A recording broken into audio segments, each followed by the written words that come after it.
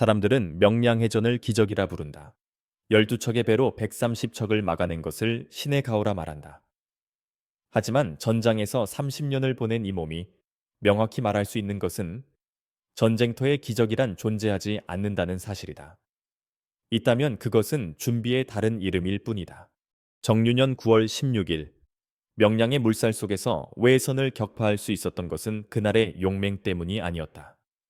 그것은 20년이 넘는 세월 동안 한치의 빈틈도 없이 쌓아 올린 준비의 결산이었다. 전쟁이 시작되기 훨씬 전부터 나는 이미 승리를 준비하고 있었다. 임진왜란 이전 북방 건원보 권관 시절부터 전쟁은 시작되었다. 북방의 여진족은 끊임없이 국경을 위협했고 나는 그곳에서 적을 막는 것은 성벽이 아니라 준비라는 것을 그때 깨달은 원칙이 있다. 첫째, 병사의 훈련은 하루도 거를 수 없다. 둘째, 무기와 장비는 항상 점검되어야 한다. 셋째, 지형을 아는 자가 전투를 지배한다. 이 세 가지 원칙은 이후 모든 전투에서 승리의 기반이 되었다. 건원보에서 나는 매일 새벽 병사들을 깨워 훈련시켰다. 활쏘기 검술 말타기는 물론이고 진영 변환, 신호 체계, 야간 정찰까지 반복했다. 평화로운 시기였지만 나는 평화를 믿지 않았다. 역사가 가르쳐주는 것은 단 하나. 준비하지 않은 자는 반드시 패한다는 사실이었다. 발포만으로 자리를 옮기면서 수군 전술에 대한 나의 구상이 구체화되기 시작했다. 발포는 전라좌수영의 관할 지역으로 여수로 이어지는 중요한 거점이었다. 이곳에서 나는 세 가지 혁신을 시도했다. 첫째는 화포 운용 체계였다. 당시 조선 수군의 화포는 이스돼 제대로 활용되지 못했다. 화약의 질이 일정하지 않았고 포수들의 훈련도 부족했다. 나는 우선 화약 제조 과정을 표준화했다. 염초와 유황, 목탄의 비율을 정확히 맞추고 습기를 차단하는 보관법을 고안했다. 그리고 포수들을 훈련시켰다. 단순히 쏘는 것이 아니라 거리에 따라 각도를 조절하고 파도의 움직임을 계산하며 바람의 영향을 고려하는 법을 가르쳤다. 100번 쏘면은 100번 명중하는 것이 목표였다. 실제로 임진왜란이 발생했을 때 우리 수군의 화포 정확도는 왜군을 압도했다. 둘째는 신호체계의 정비였다. 해전에서는 수십 척의 배가 하나의 명령에 맞춰 동시에 움직여야 한다. 그러기 위해서는 명확한 신호체계가 필수적이다. 나는 깃발, 북소리, 나팔 소리를 조합한 신호체계를 만들었다. 공격 신호, 후퇴 신호, 좌회전과 우회전, 진영 변환 등 모든 상황에 대응하는 신호를 정했다. 병사들은 이 신호들을 눈을 감고도 알아들을 수 있을 때까지 훈련했다. 실제 전투에서 혼란은 패배를 의미한다. 명확한 명령 전달 체계가 있어야만 수십 척의 배가 동시에 같은 방향으로 움직일 수 있다.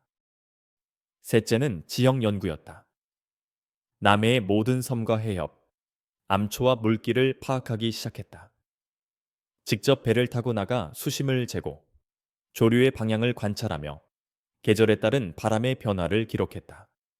이 정보들은 후에 작성하게 될 난중일기와는 별도로 작성했다. 전술 지도의 형태로 정리되었다. 선조 19년 조산보 만호로 부임하면서 본격적으로 수군과 인연을 맺게 되었다. 당시 조선 수군의 실상은 참담했다. 배는 낡았고 병사들은 제대로 된 훈련을 받지 못했으며 무기는 녹슬어 있었다. 그러나 나는 그것을 탓하지 않았다. 대신 할 수 있는 것부터 시작했다.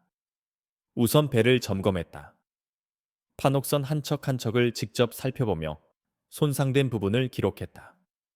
노가 부러진 것, 돛이 찢어진 것, 선체에 구멍이 난 것까지 모두 파악했다. 그리고 수리했다.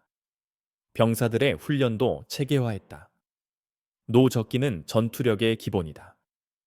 배가 원하는 곳으로 신속하게 움직이지 못하면 적을 공격할 수도, 적의 공격을 피할 수도 없다. 나는 병사들을 매일 바다로 내보냈다. 바람이 불 때, 파도가 높을 때, 비가 올 때, 안개가 낄 때, 모든 상황에서 배를 다루는 법을 익히게 했다. 이때 깨달은 것은 수군 전투의 핵심은 기동성이라는 것이다. 땅에서의 전투는 지형에 의존할 수 있지만 바다에서는 오직 배의 움직임만이 생존을 결정한다.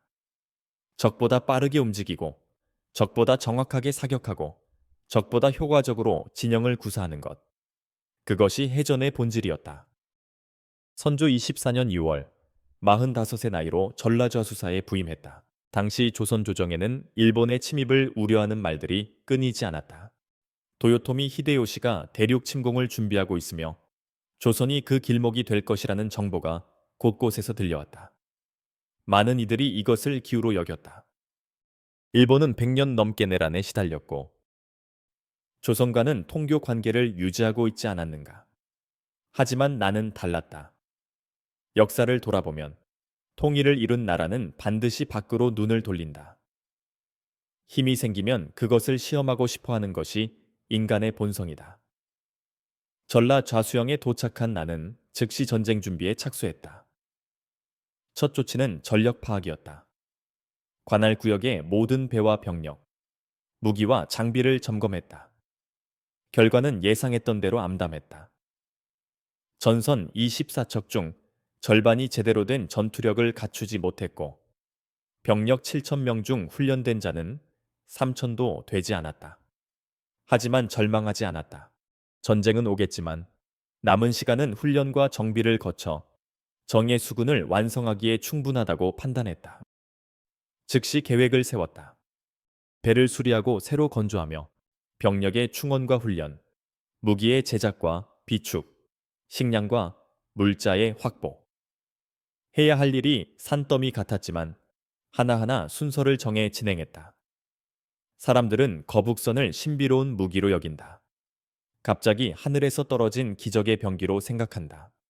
하지만 거북선은 하루아침에 만들어진 것이 아니었다. 그것은 수십 년간 축적된 수군 전술 연구의 결정체였다. 거북선의 구상은 사실 오래전부터 있었다.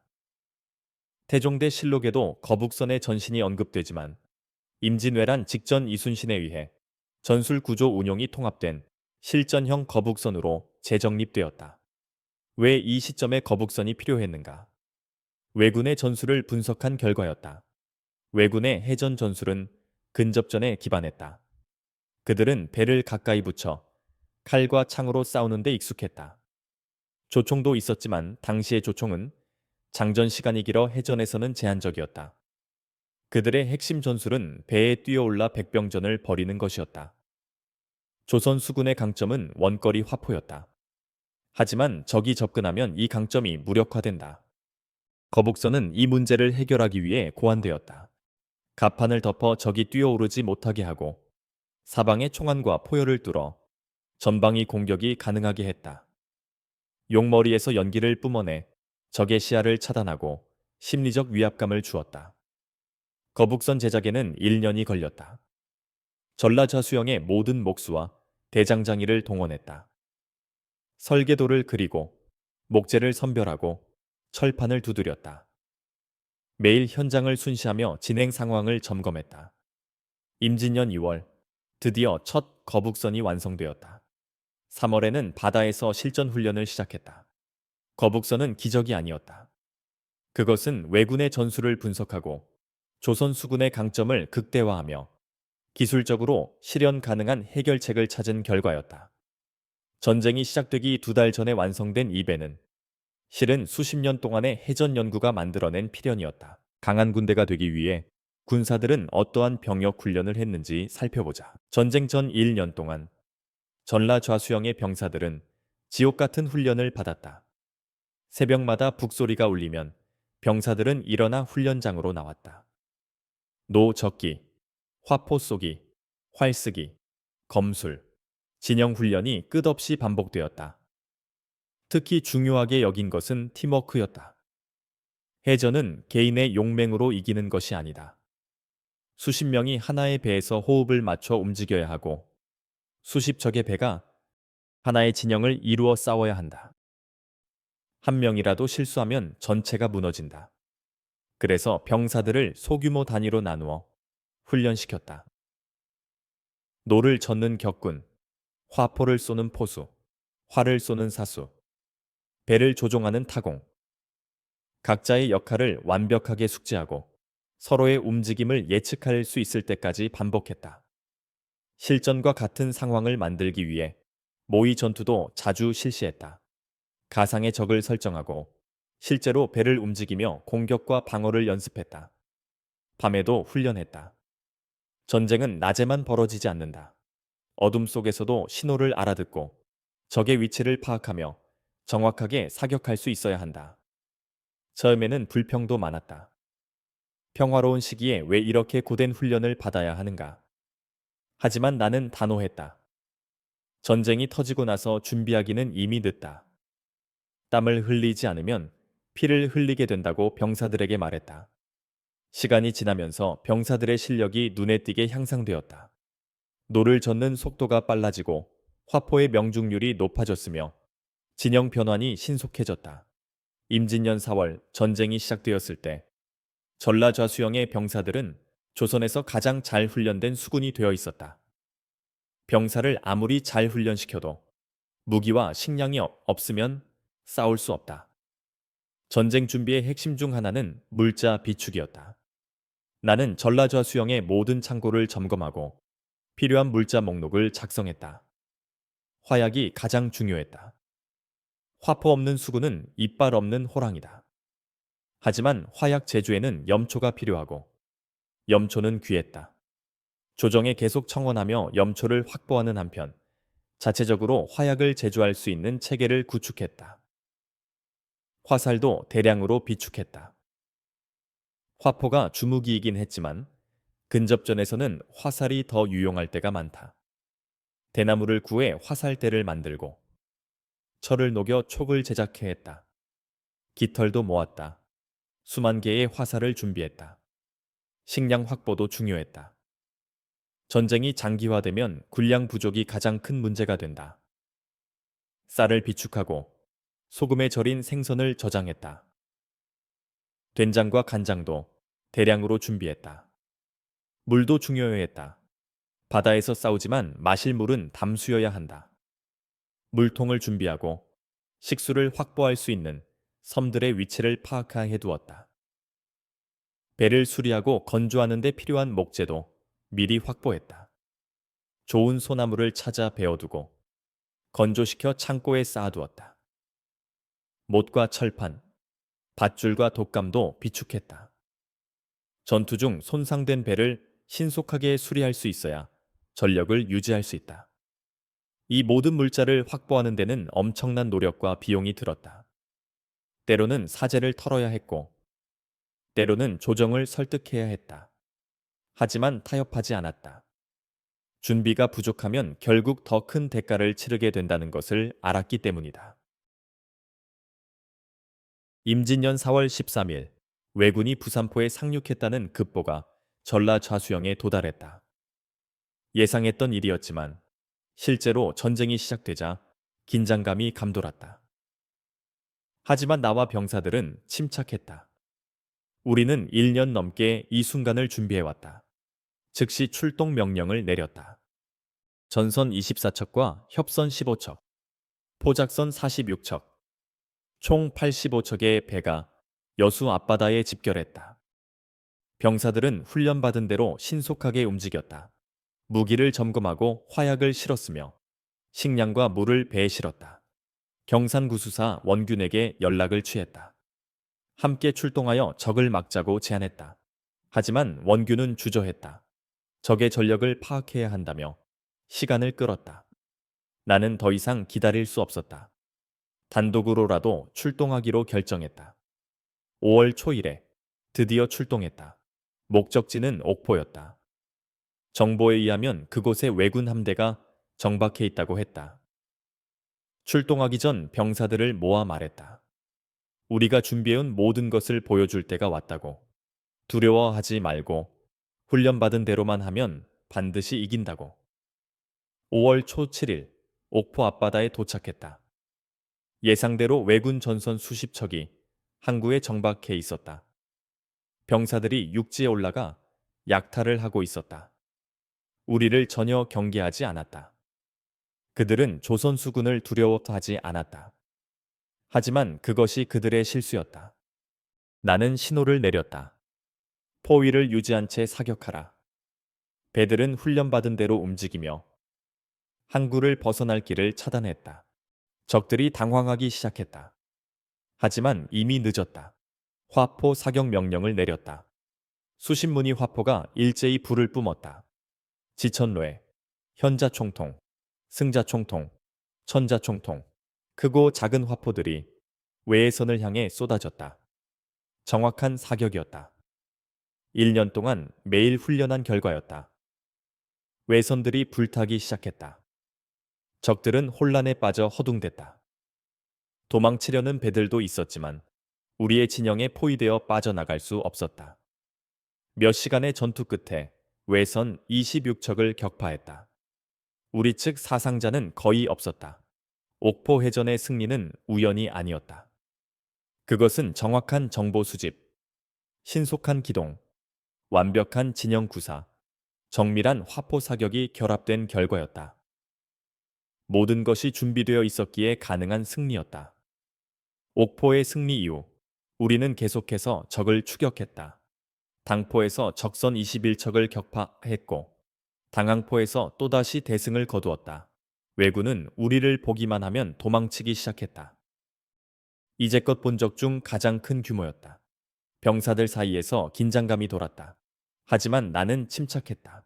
이런 상황도 예상하고 준비해왔다. 하객진을 펼쳤다. 이번에는 규모가 더 컸다.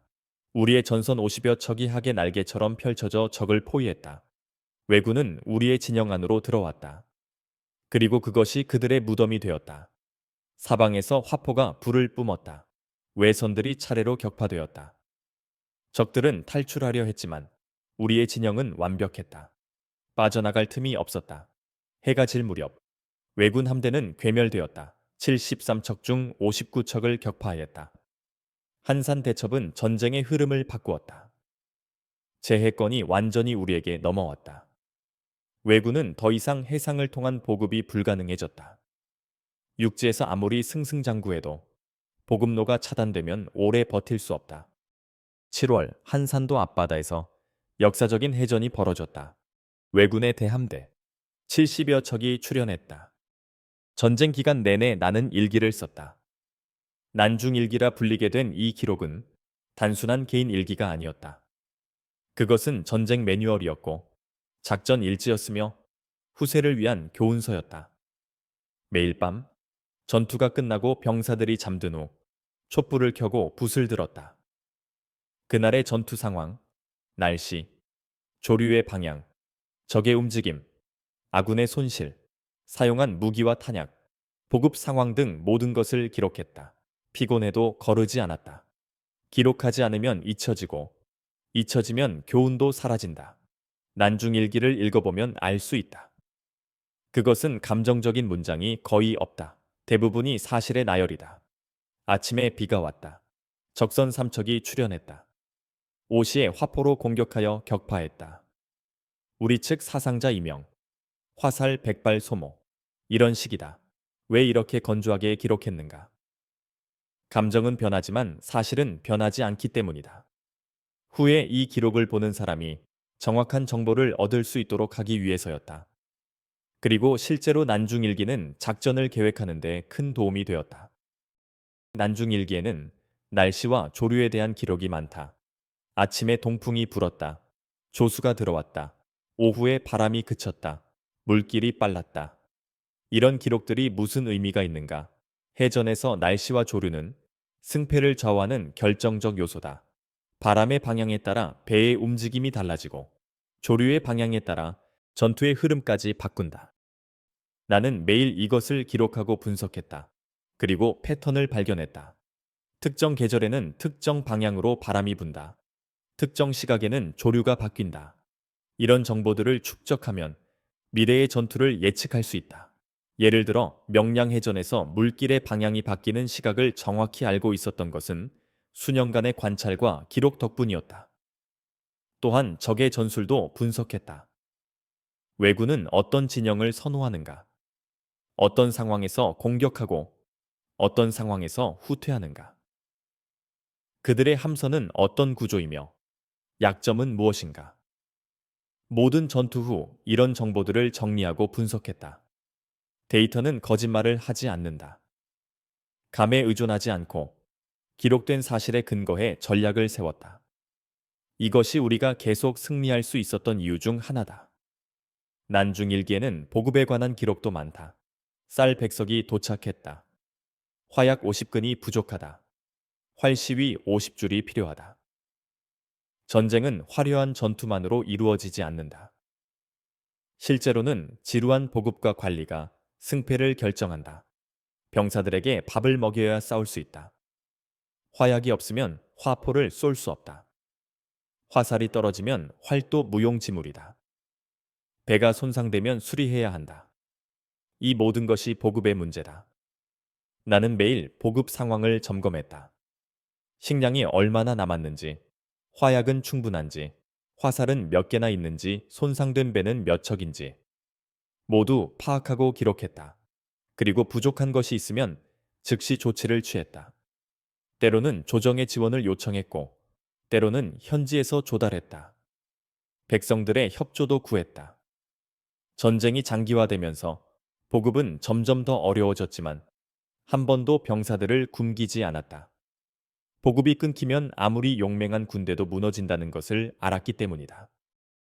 정윤현은 나의 인생에서 가장 암울한 해였다. 모함을 받아 파직되고 백의종군 명령을 받았다. 그리고 나를 대신한 원균이 이끄는 조선 수군이 7천량에서 괴멸당했다. 수백 척의 전선과 수만 명의 병사가 하루아침에 사라졌다. 다시 수군 통제사로 임명되었을 때 남은 배는 겨우 12척이었다. 병사들은 공포에 떨고 있었고 물자는 바닥났으며 사기는 땅에 떨어져 있었다. 많은 이들이 수군을 포기하고 육군과 합류하자고 주장했다.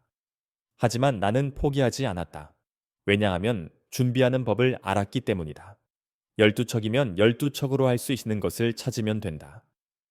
병사가 적으면 적은 병력으로 싸우는 법을 연구하면 된다. 물자가 부족하면 최소한의 물자로 최대의 효과를 내는 방법을 찾으면 된다. 9월 16일 명량해협에서 왜군의 대함대와 마주했다. 그들의 전선은 133척, 우리는 12척. 누가 봐도 싸움이 되지 않는 전력 차이였다. 하지만 나에게는 20년의 준비가 있었다. 첫째, 지형을 알았다. 명량해협은 좁고 물살이 빠르다. 하루에 4번 조류의 방향이 바뀐다. 이 정보는 수년 전부터 수집하고 분석해온 것이었다. 나는 조류가 바뀌는 정확한 시각을 알았다. 적은 몰랐다. 둘째, 전술이 있었다. 좁은 해협에서는 적의 숫자가 의미가 없다. 동시에 싸울 수 있는 배의 수가 제한되기 때문이다. 나는 가장 좁은 곳을 선택해 진을 쳤다. 적은 한 번에 몇 척씩만 공격할 수밖에 없었다. 셋째, 훈련된 병사들이 있었다. 비록 12척이었지만 각 배의 병사들은 모두 백전노장이었다. 그들은 내 명령을 완벽하게 이해했고 혼란 속에서도 침착하게 자신의 역할을 수행했다. 넷째, 결정적 순간을 알았다. 오전 내내 우리는 방어만 했다. 적을 유인하고 시간을 끌었다. 병사들은 지쳤지만 나는 기다렸다. 조류가 바뀌는 시각을 기다렸다.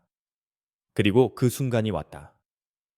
정오가 조금 지났을 때 물의 흐름이 바뀌기 시작했다. 이제까지 적에게 유리하게 흐르던 물이 우리 쪽으로 흐르기 시작했다. 바로 그 순간을 노려 공격 명령을 내렸다. 조류를 타고 우리 배들이 적진으로 돌진했다. 훈련된 포수들이 정확하게 화포를 쏘아댔다. 적의 대장선이 불타기 시작했다. 혼란에 빠진 왜군 함대는 좁은 해협에서 서로 엉키며 무너졌다. 조류를 거슬러 후퇴하려 했지만 물살이 너무 빨랐다. 해가 질 무렵 전투는 끝났다. 외에서는 31척이 불타 침몰했고 90여 척 파손 등으로 후퇴했다. 우리는 12척을 그대로 유지했다. 사상자는 있었지만 전멸은 면했다. 사람들은 이것을 기적이라 불렀다. 하지만 나는 안다. 이것은 기적이 아니라 20년 준비의 결산이었다는 것을. 전쟁에서 배운 가장 중요한 교훈이 있다. 평화로울 때 흘리는 땀 한 방울이 전쟁터에서 흘릴 피 10방울을 막는다는 것이다. 준비는 고되고 지루하다. 매일 같은 훈련을 반복하고 끝없이 점검하고 쉬지 않고 연구해야 한다. 병사들은 때때로 불평했다. 평화로운데 왜 이렇게 힘든 훈련을 받아야 하는가? 하지만 전쟁이 터지고 나면 그 훈련이 생명을 구한다는 것을 깨닫는다. 몸이 기억하는 동작은 생각보다 빠르다. 위기의 순간에 머리로 생각할 필요 없이 몸이 반응한다. 옥포에서 처음 왜군과 맞섰을 때 병사들은 긴장했지만 당황하지 않았다. 왜냐하면 그들은 이미 수백 번 모의 전투를 경험했기 때문이다. 화포를 쏘고 노를 젓고 진영을 바꾸는 모든 동작이 자연스러웠다. 그것이 1년간의 훈련이 준 선물이었다. 준비할 때는 항상 최악의 상황을 가정해야 한다. 적은 예상보다 많을 것이고 날씨는 우리에게 불리할 것이며 보급은 끊길 것이다. 이런 최악의 시나리오를 상정하고 준비하면 실제 상황은 그보다 나은 경우가 많다. 명량해전을 준비할 때도 마찬가지였다.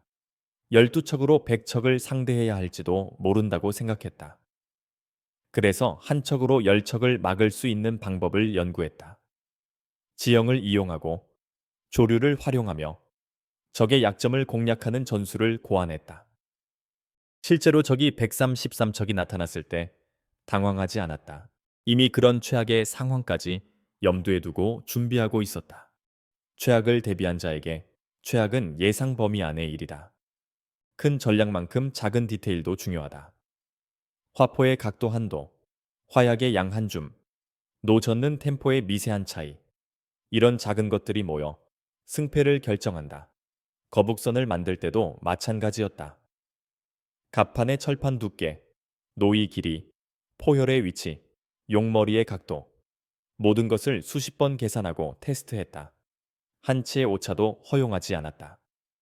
그렇게 완성된 거북선은 전투에서 단 한 번도 적에게 함락당하지 않았다. 병사들의 식사도 신경 썼다. 전투 전에는 소화가 잘 되는 음식을, 전투 후에는 기력을 회복할 수 있는 음식을 제공했다. 작은 배려지만 병사들의 컨디션에 큰 영향을 미쳤다. 준비에서 가장 중요한 것 중 하나가 정보다. 적을 알고 나를 알면 백전백승이라는 말은 진리다. 나는 왜군에 대한 정보를 끊임없이 수집했다. 그들의 전술, 무기, 함선 구조, 지휘관의 성향까지 모든 것을 파악하려 했다. 첩자를 보내기도 했고 포로를 신문하기도 했으며 왜군과 싸운 다른 장수들의 경험담을 들었다. 이런 정보들을 종합하여 왜군의 강점과 약점을 분석했다. 그리고 그에 맞는 대응책을 준비했다. 정보는 또한 우리 자신에 대해서도 필요했다. 우리의 전력은 얼마나 되는가? 각 배의 상태는 어떠한가? 병사들의 훈련도는 어느 정도인가? 물자는 얼마나 비축되어 있는가? 이런 것들을 정확히 파악해 현실적인 작전을 세울 수 있다. 준비는 철저해야 하지만 동시에 유연해야 한다. 전쟁터는 끊임없이 변한다. 아무리 완벽하게 계획을 세워도 예상치 못한 상황이 발생한다. 그때 계획에만 매달리면 패배한다.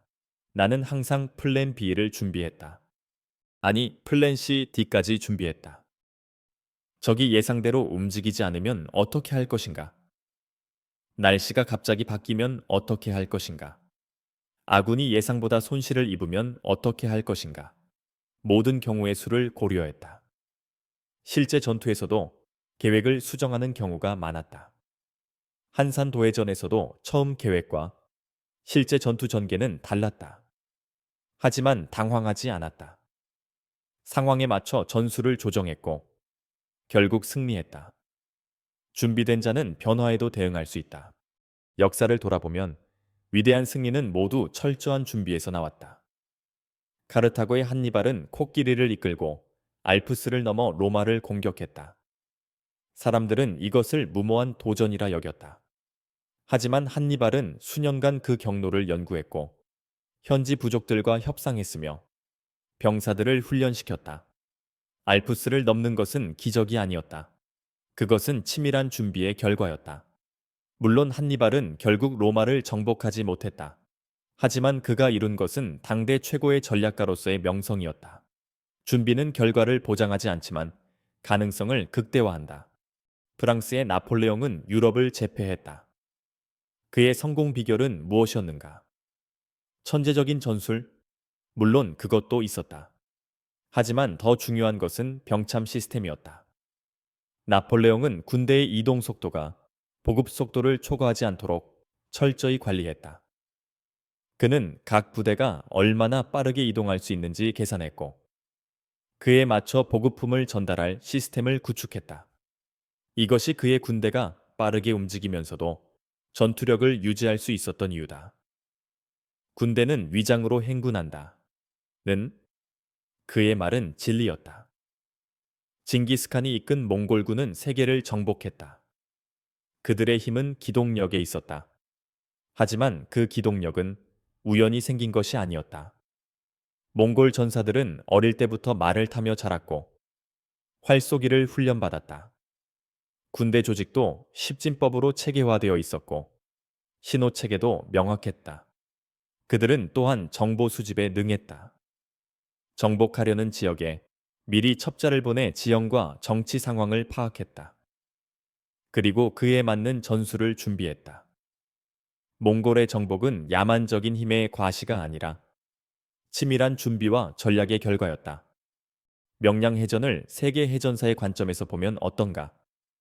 살라미스 해전에서 그리스 함대가 페르시아 함대를 격파한 것, 레판토 해전에서 기독교 연합 함대가 오스만 제국을 막아낸 것, 트라팔가르 해전에서 넬슨이 프랑스 스페인 연합 함대를 격파한 것.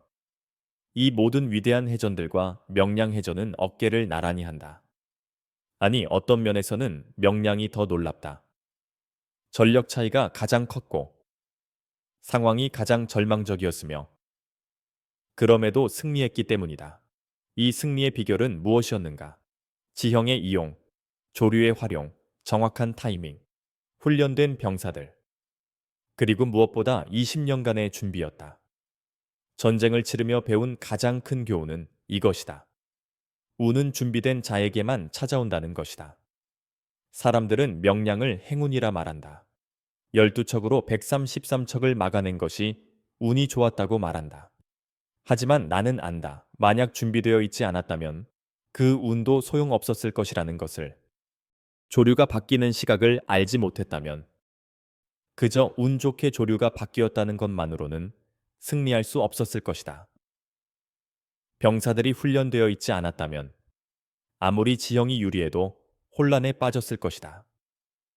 화포가 정확하지 않았다면 아무리 가까이 다가가도 적을 격파할 수 없었을 것이다. 준비는 지루하다. 매일 같은 훈련을 반복하고 끝없이 점검하고 쉬지 않고 연구하는 것은 고된 일이다. 당장의 결과도 보이지 않는다. 평화로운 시기에는 그것이 쓸데없는 노력처럼 보일 수도 있다. 하지만 위기는 반드시 온다. 개인에게도, 조직에게도, 국가에게도 위기는 피할 수 없다. 그때 살아남는 것은 준비된 자다. 준비하지 않은 자는 운을 탓하고 상황을 탓하며 무너진다.